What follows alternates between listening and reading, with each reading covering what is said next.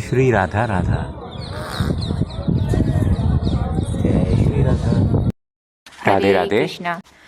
तो हमको अभी हाल में सौभाग्य मिला कि हम राधा कुंड घूम के आए। तो वहाँ पे हम आपको बता दें कि आपको दर्शन करा रहे हैं इस समय श्याम कुंड के बगल में है राधा कुंड। दोनों का रंग अपोजिट है। जो श्याम कुंड है वो हल्का रंग का है, गोरे रंग का है ये कह लो, क्योंकि उसमें बाद में राधा जी ने स्नान किया था। बगल में उस साइड जो है राधा कुंड वो गहरे हरे रंग का है, क्योंकि उसमें बाद में वाइट श्री कृष्ण जी ने स्नान किया था। तो इसकी मान्यता इस तरह से है कि श्री कृष्ण जी ने जब अरिष्टासुर नाम का राक्षस का वध किया था, जो कि एक बैल के रूप में आया था, और बैल जो कि आपको गो हत्या का पाप लग गया, इसलिए आपको अब प्यूरिफाई करना पड़ेगा उसके लिए। तो इसलिए आपको जा जाकर सारी नदियों में स्नान करना पड़ेगा।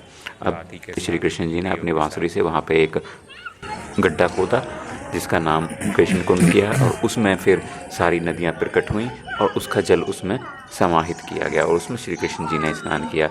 इसी बीच में राधा जी की इच्छा हुई कि वो भी एक कुंड खोद दें, तो उन्होंने अपने कंगन से एक कुंड खोदा, तो उसका नाम राधा कुंड रहा, जिसको हम कंगन कुंड भी कहते हैं, जो कि बिल्कुल ही बगल में है। बस एक छोटी सी दीवार है बीच में, और उस बीच में जो दीवार के बीच में एक मंदिर भी बना हुआ है जिसके ऊपर रखे हुए हैं श्री गोवर्धन जी महाराज जी, छोटे से एक वहाँ पर।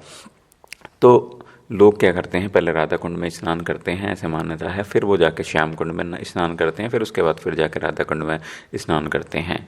तो जिस समय से ये बना हुआ है उस समय से अब तक कितने संतों ने इसमें स्नान किया है आप कुछ समझ सकते हैं।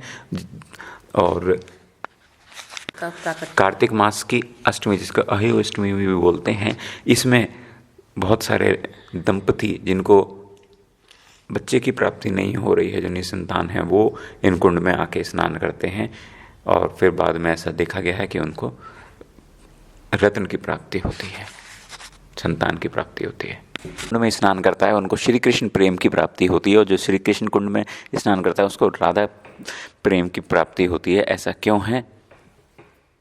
राधा कुंड में बाद में श्री कृष्ण जी ने स्नान किया है और श्री कृष्ण कुंड में बाद में राधा जी ने स्नान किया है, इसलिए इन दोनों का रंग भी दोनों के रंग के उल्टा है। श्री कृष्ण जी श्यामल रंग के, लेकिन उनका कुंड गोरे रंग का, क्योंकि बाद में राधा जी ने नहा लिया था, उसमें स्नान कर लिया था, और इसलिए दूसरा वाला कुंड जो है राधा कुंड, जो कि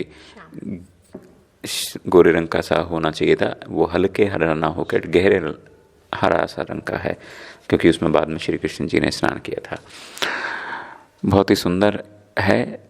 यहाँ से गोवर्धन करीब 5 किलोमीटर रह जाता है और वृंदावन से करीब 20 किलोमीटर की दूरी पे पड़ता है।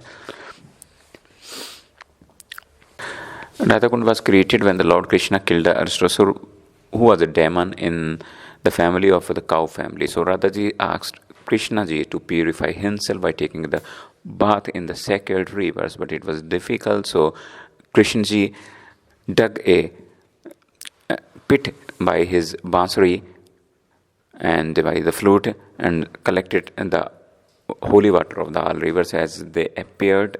All rivers appeared there, and he took the bath. Similarly, in the nearby Shri of Radhe, Shri Radha ji Radhe, also dig Radha, a Shri Radha, Shri Radha, Shri Radha। pit with the help of his Kangan, her Kangan, and that was named as ये है Radha Kund। Shyam